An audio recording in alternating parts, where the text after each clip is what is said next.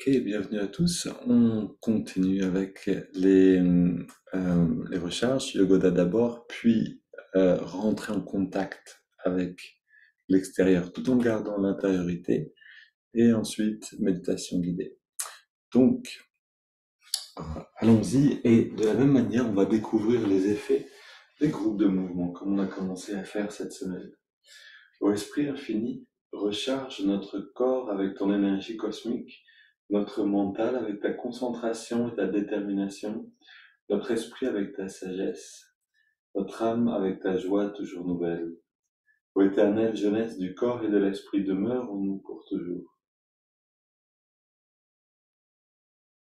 Les bras le long du corps, les yeux fermés, on prend une sorte de photo intérieure de comment on est maintenant, quelle est la perception. Voilà aussi un exercice très intéressant qui nous permet ensuite, quand on développe cette capacité à se rappeler de notre perception, à en changer à volonté. Donc, on veut se rappeler de cette perception maintenant pour pouvoir voir l'effet à la fin de Yogoda et le contraste. Ok, c'est parti. Inspire. On contracte tout au maximum.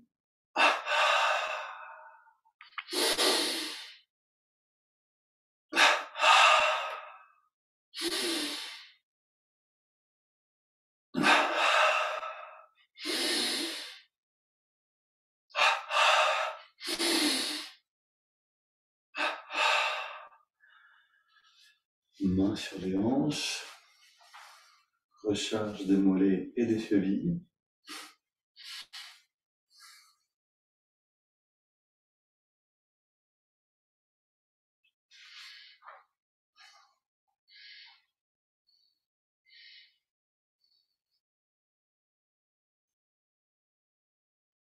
Puis donc, côté gauche, cuisse mollet gauche, avant-bras gauche.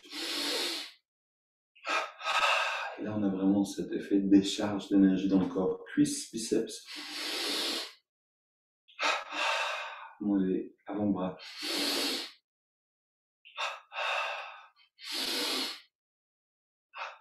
Point de repère pour l'intensité, c'est d'aller toujours jusqu'à ce que le muscle tremble. On sent cette vibration, cette électricité à droite.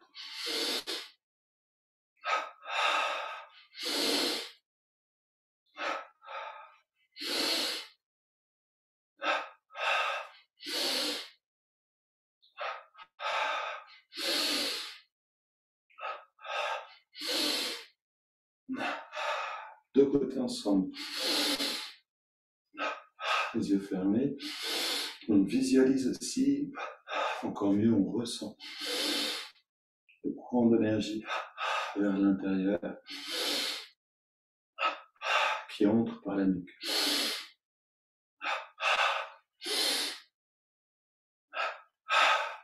Une grande inspire. On garde l'air dedans quelques secondes. Puis on expire par la bouche en relâchant les muscles. Premier palier pour sentir le changement.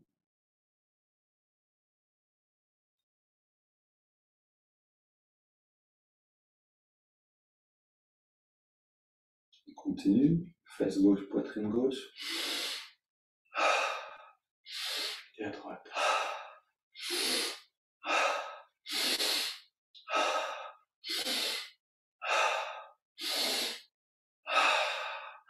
Lombaire à gauche et à droite.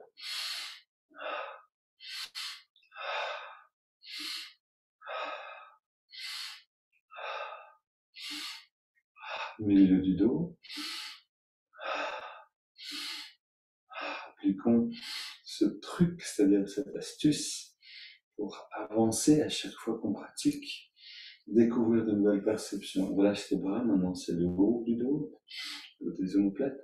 Donc cette astuce, c'est de trouver de l'intérêt, de l'enthousiasme, du plaisir. Si on peut trouver du plaisir dans l'action même d'amener l'énergie à l'intérieur, dans les contractions et la détente, on va s'améliorer naturellement. Le cou, parce que là où j'ai de l'intérêt, je suis présent. À gauche et à droite. Et la nuque.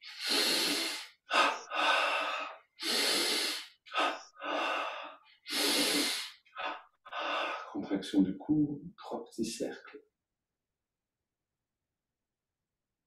dans chaque sens, puis décontraction, 3 grands cercles.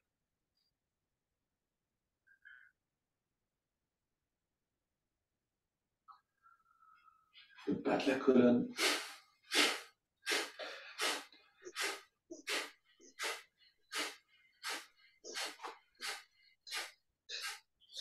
Les grands cercles avec le dos engagé. C'est une clé qui est une astuce qu'on peut utiliser vraiment dans chaque instant en fait de la pratique, mais aussi de la vie. Si j'arrive à prendre plaisir à ce que je fais à volonté, c'est-à-dire le décider, alors je peux à volonté améliorer aussi ce que je suis en train de faire. Donc, le plus dur, bien sûr, c'est quand on est face à une situation qu'on n'aime pas beaucoup. Ok, ici donc poussée latérale gauche et droite, puis on amène l'attention dans les vertèbres. Donc c'est quelque chose de graduel, c'est-à-dire que on commence par accepter, l'inconfort, puis ensuite on finit par vraiment aimer la situation. Voilà, je rappelle, pour tous ceux qui nous rejoignent pour une première fois, vous allez apprendre ce qu'on est en train de faire maintenant dans la playlist, la liste de lecture qui s'appelle Apprendre Yogoda sur notre chaîne YouTube. Apprendre Yogoda, et vous avez 7 vidéos, je crois, qui vous permettent d'avancer pas à pas. Parce que pour apprécier quelque chose, on a besoin d'y aller graduellement. Ok, on masse profondément le cuir chevelu, juste ajuster ma ceinture. On masse, on masse.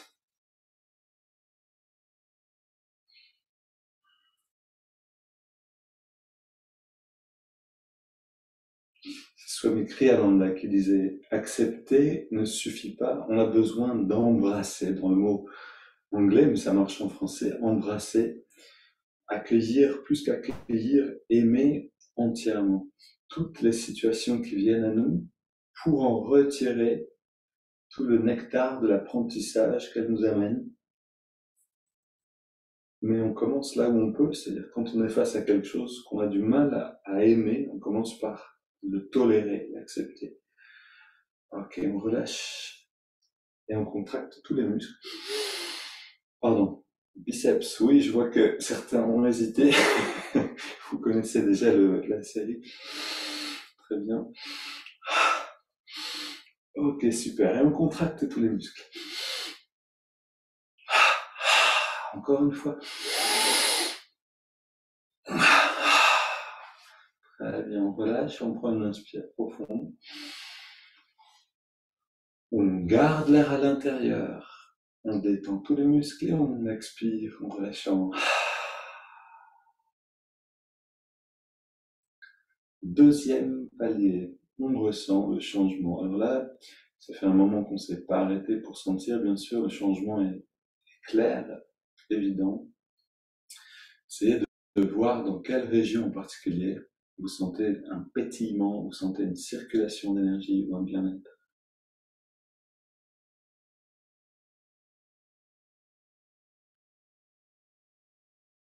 Ok, on contracte maintenant le pied gauche au maximum et un peu plus. Et on relâche. Le pied droit, pareil. Avec l'inspire et à l'expire, on relâche le mollet. À droite. Cuisse à gauche. Cuisse à droite. Fesse gauche. Fesse droite. Bas du ventre. haut du ventre, avant-bras gauche et droit, biceps à gauche et à droite, poitrine gauche et droite, le cou à gauche, droite, devant et derrière. Et maintenant, on contracte et on garde contracté le pied gauche, on ajoute le pied droit, on ajoute le mollet gauche, le mollet droit, cuisse gauche, cuisse droite, fesse gauche, fesse droite, bas du ventre, haut du ventre, avant-bras gauche, avant-bras droit, biceps à gauche et à droite, poitrine à gauche et à droite, double inspire, on ajoute le cou et on contracte tout au maximum. Expire, on relâche tout légèrement et on relâche complètement le cou. On garde le reste légèrement contracté, on relâche la poitrine à droite, poitrine à gauche. On essaye d'isoler les éléments, le biceps à droite, le biceps à gauche, l'avant-bras à droite et l'avant-bras à gauche. Pourquoi on essaie d'isoler les éléments? Parce que de cette manière, nous dit Yogananda, on va apprendre à contrôler l'énergie dans les parties du corps en détail, c'est-à-dire pouvoir envoyer de l'énergie à volonté dans tel ou tel endroit, finalement en se passant de la contraction. On relâche le haut du ventre, on relâche le bas du ventre, on relâche juste la fesse droite, juste la fesse gauche, juste la cuisse droite, juste la cuisse gauche, le mollet droit, le mollet gauche, le pied droit et le pied gauche. Double inspire, on contracte tout. Encore une fois.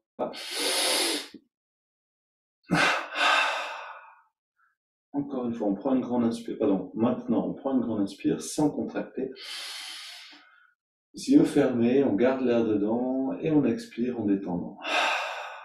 On veut sentir maintenant l'effet de ces 20 parties du corps qu'on a contractées tour à tour. Est-ce qu'on peut sentir un changement?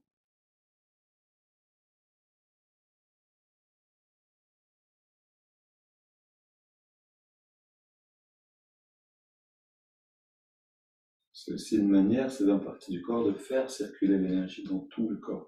Ici, un petit peu, on va aller encore jusqu'au bout des haltères.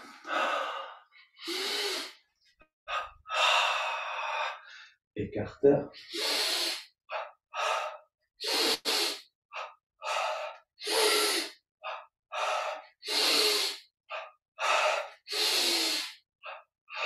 Haltère.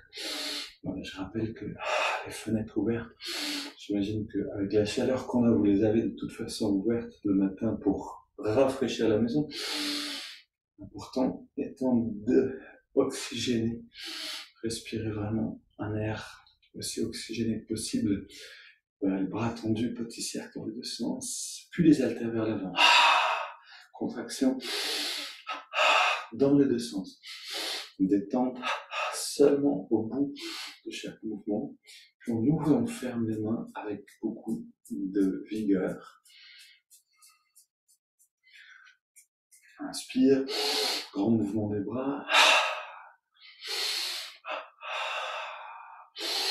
Voilà, si on suit un petit peu devant vous, vous n'en faites pas, chacun son rythme. Ne le faites pas en ayant l'impression d'être en retard.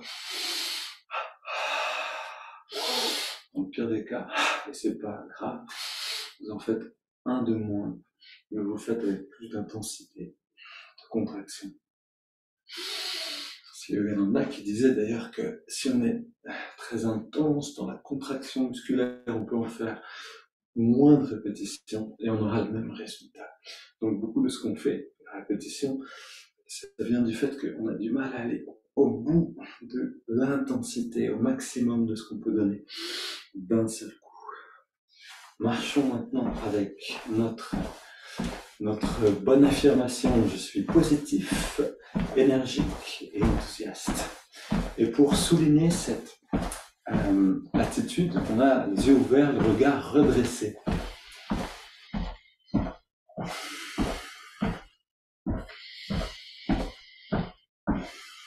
Puis on court sur la place.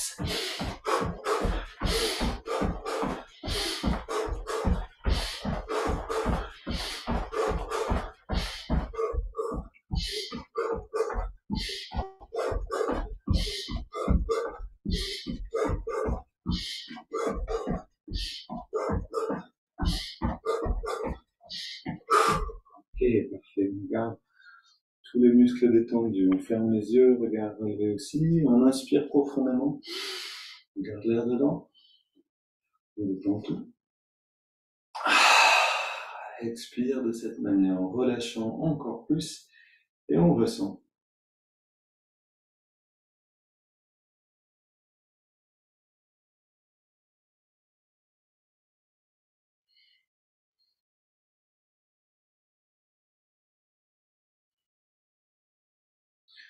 Et on prend le temps maintenant.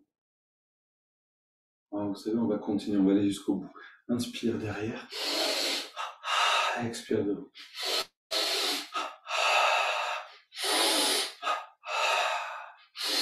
Inverse.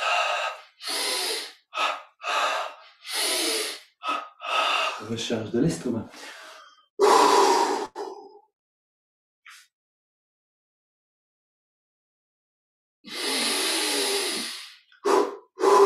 Va-et-vient.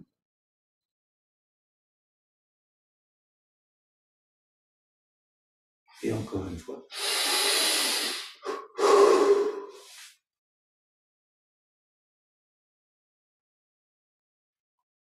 Et on recommence les premiers mouvements. L'oxygène, beaucoup, puisqu'on a eu besoin de rester en apnée. Main sur les hanches, les mollets et les chevilles.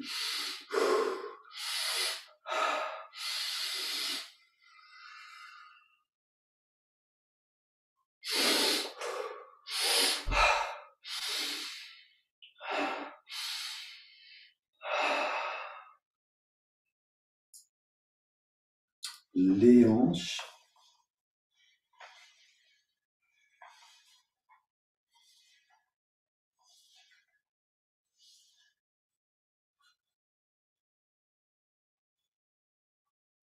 En engageant bien les muscles qui sont actifs pour cette rotation, on les sur-engageant. Ok, et on termine. Inspire. Les yeux fermés, les mains reviennent vers la poitrine et expire. Les mains reviennent vers l'avant sans aucun effort. Complètement détendu. De plus en plus lent avec la respiration et avec le mouvement. On rentre dans l'expérience de l'expansion de la conscience déjà. La conscience devient subtile. On sent l'énergie autour de nous, ce rayonnement lumineux qu'on peut appeler l'aura et qui prend plus d'ampleur à chaque fois qu'on expire.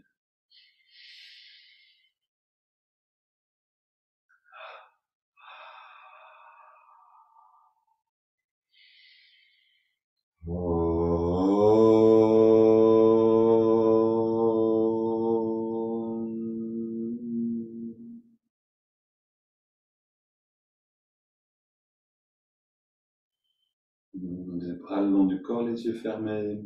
On prend le temps maintenant de faire la différence. C'est-à-dire, on ressent maintenant, on se rappelle le ressenti qu'on a pris en photo tout au début avant de commencer. Et on sait par l'expérience ce que Yogoda nous apporte maintenant.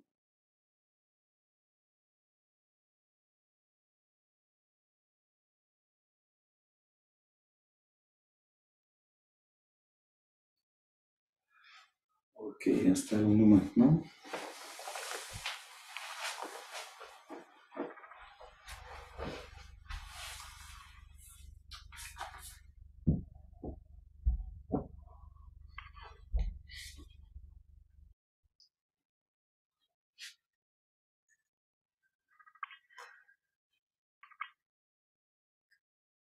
Ok, super. Dos redressé, les yeux fermés, regard redressé.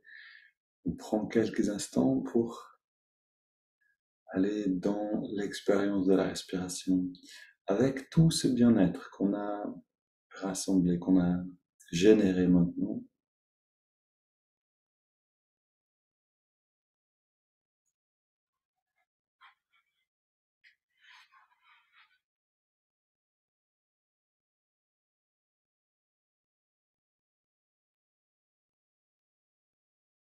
Et Yogananda disait souvent donc que la vie est comme un film cosmique qui est là pour à la fois nous divertir et nous éduquer. On apprend nos leçons à travers les expériences de la vie. Et il disait aussi donc que pendant qu'on regarde ce film, on a besoin d'apprendre à se retourner pour regarder le rayon lumineux qui projette sur l'écran de notre conscience les images de ce film. Et donc c'est ce qu'on apprend à faire ici. On va regarder quelques minutes de ce documentaire, mais vraiment comme une pratique. Ce documentaire, il est un petit peu complexe en fait. À un moment, je me suis demandé si c'était une bonne idée même de le regarder ensemble, parce qu'on va dans les détails de la vie des différents maîtres. Ça fait peut-être beaucoup à se rappeler de jour en jour, mais on va se servir justement de cet aspect-là pour s'en désintéresser légèrement, pour nous aider en fait à nous détacher. On n'essaye pas de retenir des choses, on n'essaye pas de tout comprendre. On se laisse inspirer par les images, par ce qu'on entend sur la vie de ces saints, de ces grands yogis, par qui d'ailleurs on a ces techniques qui sont venues jusqu'à nous. On le fait donc avec détachement, le but étant de rester conscient de la respiration.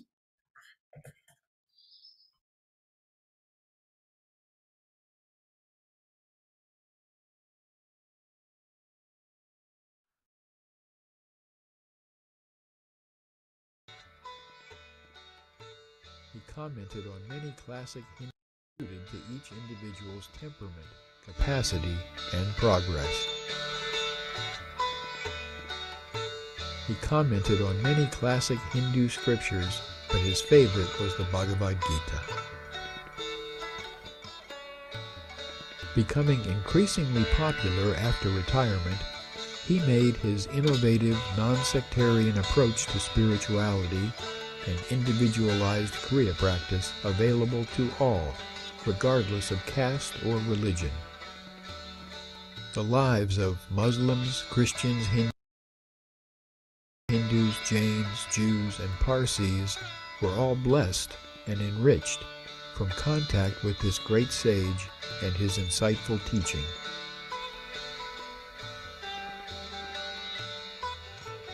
In his humble, unpretentious way, Lahiri Mahashaya initiated more than 5,000 individuals in his lifetime and continues to be acknowledged as a great saint.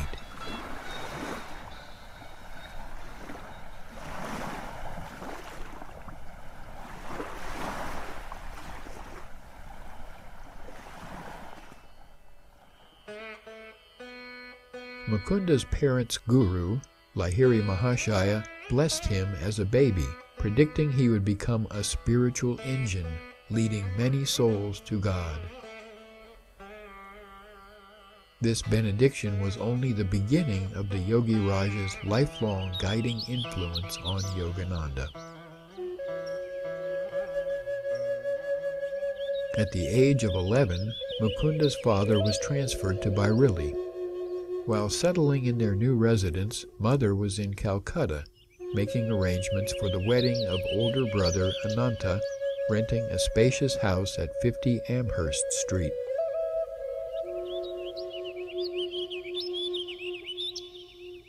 The day his father was to begin his new job, Mother died. She had been tending a boy with cholera, contracted the disease herself, and passed quickly. This was a hard blow for the devoted young Mukunda. His natural love for Divine Mother developed into an obsessive ardor as he sought a replacement for his lost parent. By 1906, the family had relocated to Calcutta. Bhagavati Ghosh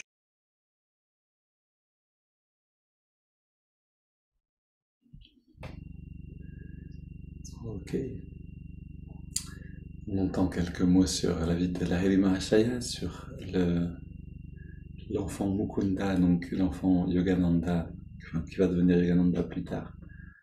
Et cette ouverture, hein, de la Mahachaya qui enseignait aux chrétiens à prier, qui enseignait aux musulmans à lire le Coran et qui enseignait, voilà, chacun dans sa religion, rien n'a changé ici, simplement qui amenait une donnée en plus qui manque, qui peut manquer dans les différents courants et qui est cet aspect-là de la communion intérieure, non pas les rituels extérieurs seulement, mais cette expérience qui nous transforme. Voilà, peut-être que vous avez pu rester en contact avec la respiration, peut-être que c'est pas évident. Quand vous pouvez rester quelques respirations complètement attentifs, ça, voilà, on est dans un équilibre qui provoque une forme de joie, une justesse qui vient dans notre être. Maintenant, on ferme les yeux pour faciliter les choses, c'est-à-dire qu'on n'est plus en contact avec le monde par le visuel. C'est ça qui nous hypnotise un petit peu le plus.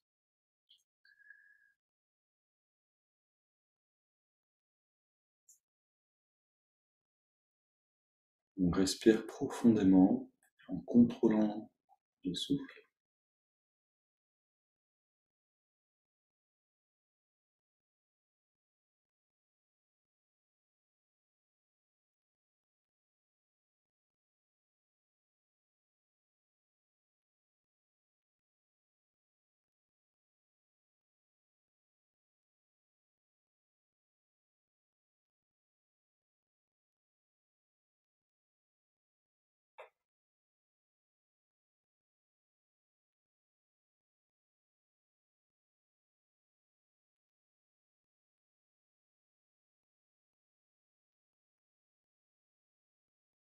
Et on trouve en quelques respirations cette position de l'observateur. Observons le corps respirer profondément comme si on était un petit peu à côté. On regarde comme si c'était pas le nôtre, comme si c'était plus nous.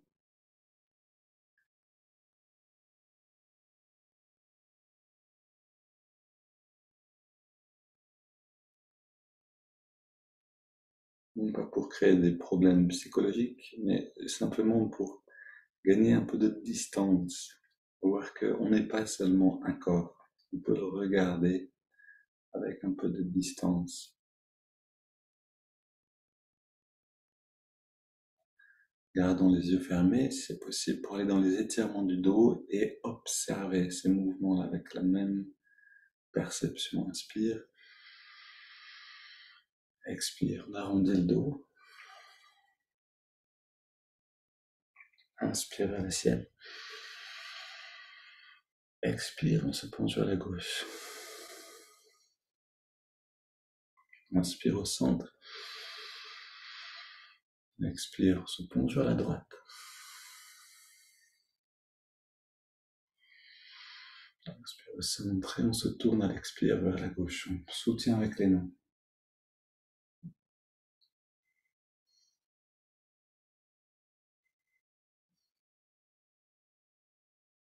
Retour au centre, on inspire vers le ciel. Et on se tourne vers la droite à l'expire.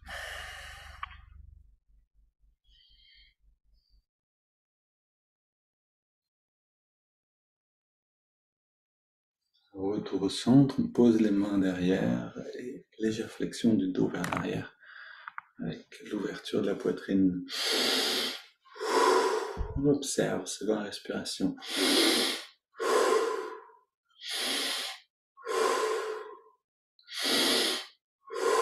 Comme si elles avaient lieu à l'extérieur de nous.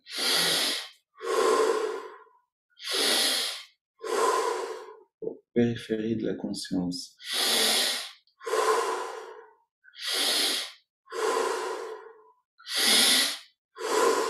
Un peu plus d'amplitude pour les 10 dernières.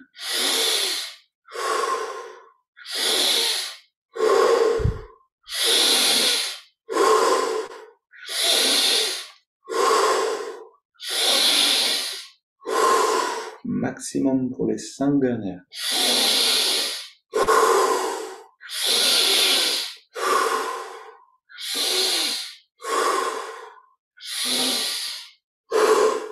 la dernière. Et on revient au centre, le dos dressé, les mains sur les cuisses, paume vers les ciels, une grande inspire et on garde l'air dedans. On retient, poumon plein, on détend tous les muscles. Et puis on laisse l'air sortir en relâchant complètement. Et dans cette détente, on arrête de respirer. On laisse la dimension de l'énergie émerger dans l'arrêt du souffle.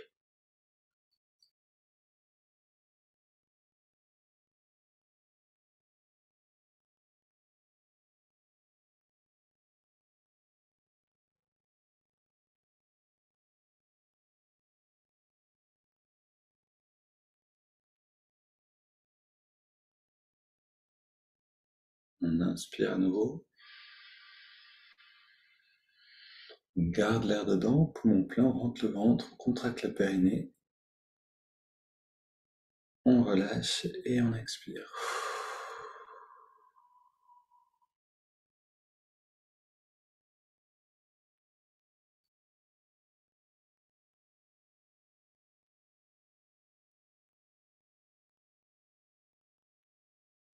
On a préparé un bon gâteau. Maintenant, on le mange et on le savoure.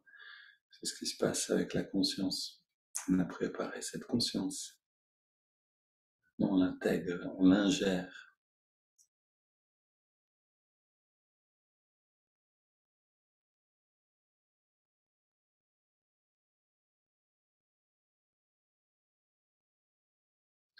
Double inspire, on contracte tout. Expire, on relâche.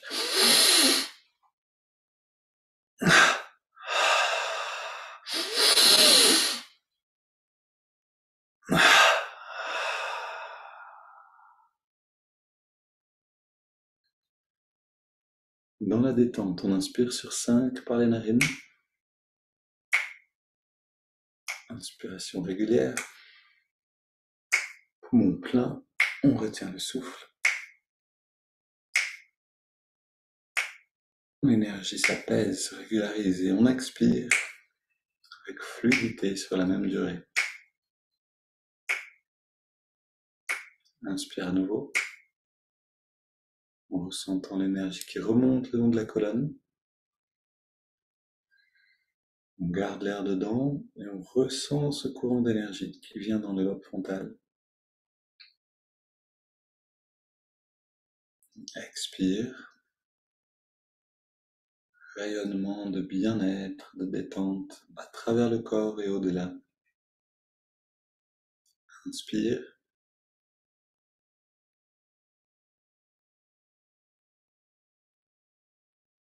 On garde.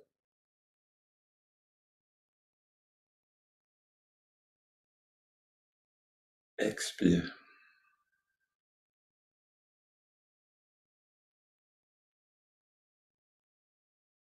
Inspire.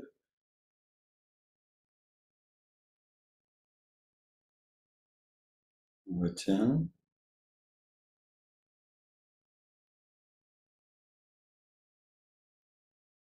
Expire. N'oubliez pas que vous avez la possibilité d'ajouter Ketchari Mudra, position de la langue qui va augmenter un petit peu cet effet ascendant de l'énergie. Inspire. Donc la Ketchari Mudra, c'est la langue qui est roulée en arrière, ramenée vers le haut. On garde l'air dedans.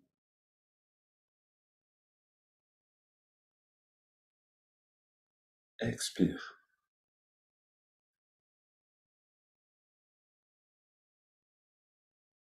Un dernier cycle. Inspire.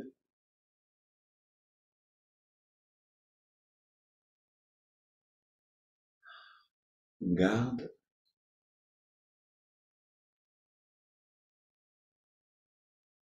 Expire.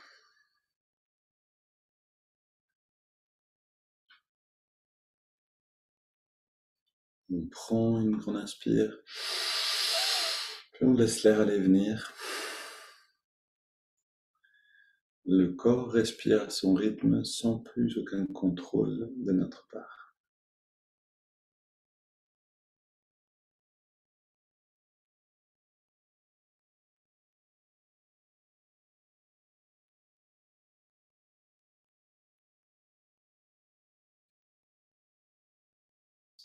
Alors, dans l'architecture de la méditation, on a tendance à séparer les différentes phases, préparation, concentration et phase d'expansion qui correspond à l'état de méditation.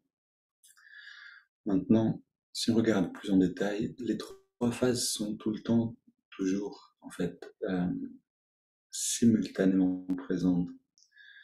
C'est-à-dire qu'à l'instant même, on est dans un moment un peu d'expansion. On termine les préparations. Mais pendant ce moment d'expansion, on peut rester vigilant, ce qui implique un peu de concentration. Cette concentration nous permet de continuer à nous préparer à l'état de méditation. Donc les trois sont toujours ensemble. Un ou l'autre devient prépondérant à certains moments. Donc c'est aussi pour dire qu'on passe en ce moment beaucoup de temps, ces derniers jours, dans les préparations.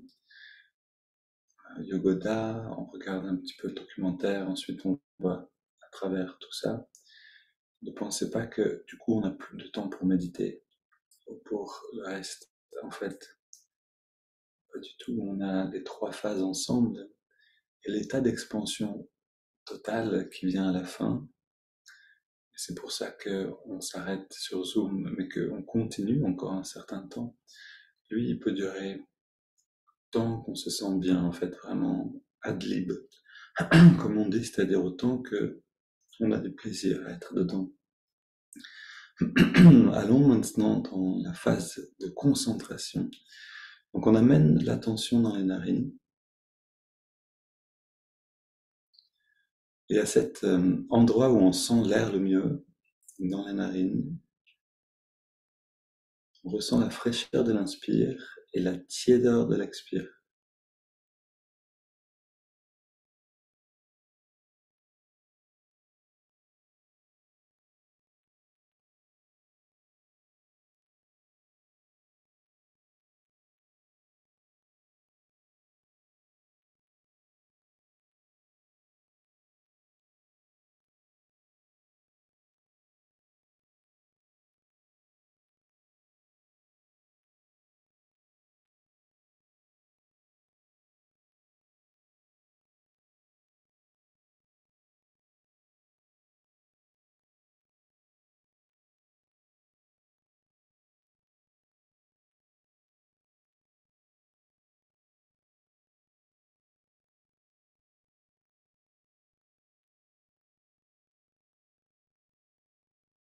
On ajoute le mouvement de l'index de la main droite, tout en continuant d'observer le souffle.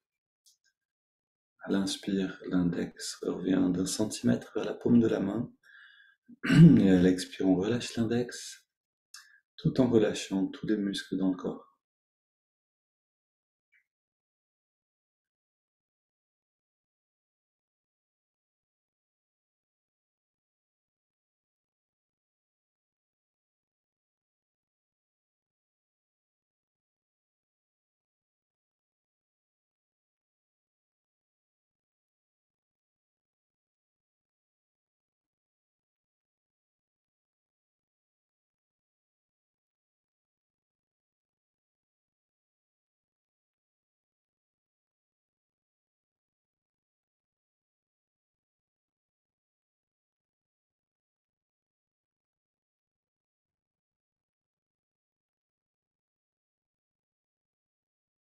Une détente graduelle, donc, qui devient totale en quelques respirations.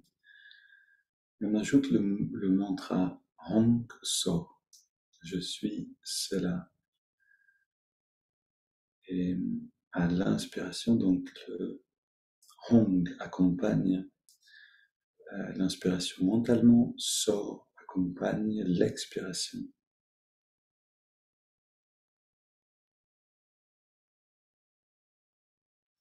Pour un temps, on garde les trois éléments précieusement ensemble.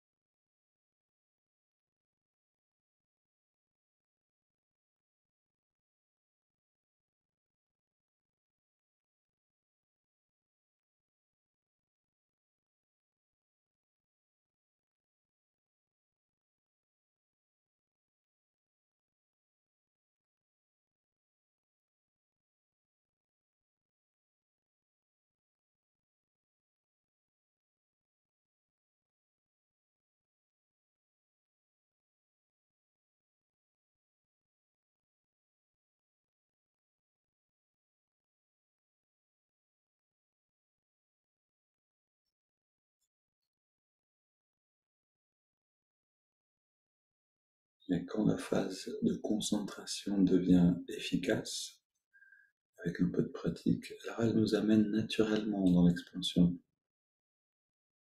Alors on laisse le mouvement des doigts de côté, qui n'est plus nécessaire. On continue juste avec le mantra et l'observation du souffle, aller un petit peu plus profondément.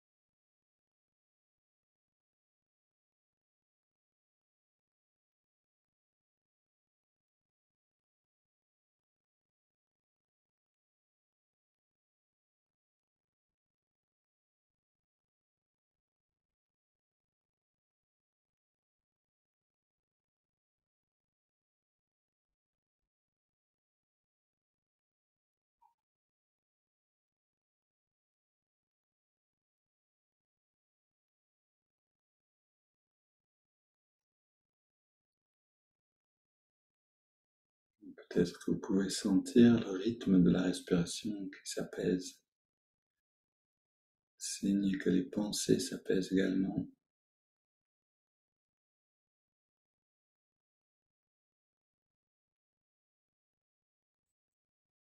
Et pour rentrer totalement dans l'expansion, on inspire profondément. Expire en 3 fois. Un petit moment sans respirer pour toucher à cette paix intérieure qui est dans l'arrêt de la respire.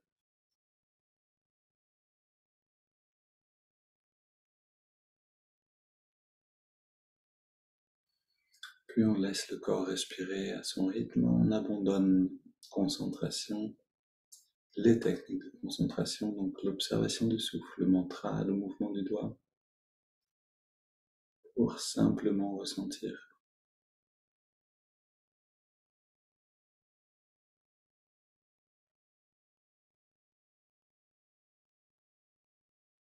Maintenant, je vous donne un petit truc, si jamais une astuce, si jamais les pensées reviennent trop vite, vous pouvez répéter Om sur l'inspire, sur l'expire.